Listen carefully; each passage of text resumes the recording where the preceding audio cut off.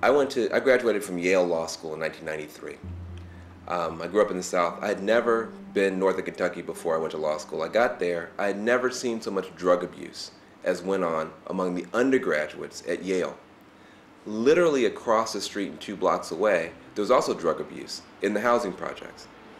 If a kid, 19-year-old kid, got caught doing drugs at Yale, they were considered to be experimenting with drugs. Maybe they go to drug rehab or whatever, get their lives turned around. Those kids went on to become doctors, lawyers, accountants, the President of the United States, etc. 2 blocks away, a 19-year-old caught doing drugs is a drug dealer, a drug pusher, and they went to prison. This is the way the country works. This is the way the system works. We know, statistics have shown over and over again, there is no more drug abuse happening in the inner city than in the suburbs.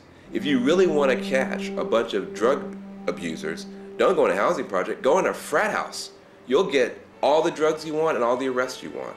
But the system knows that if any police department sent its drug unit onto Harvard's campus and arrested the sons and daughters of privilege, the police chief would lose his job by Monday morning. First, the problem of drug crime is defined in a highly racialized manner, which results in the concentration of law enforcement resources in communities of color.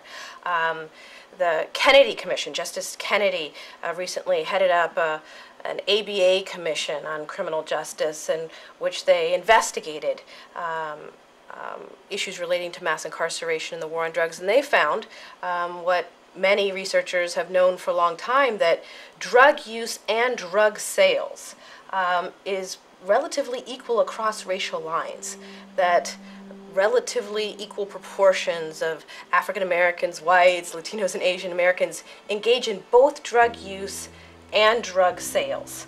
But law enforcement resources are almost entirely concentrated in African American and Latino communities.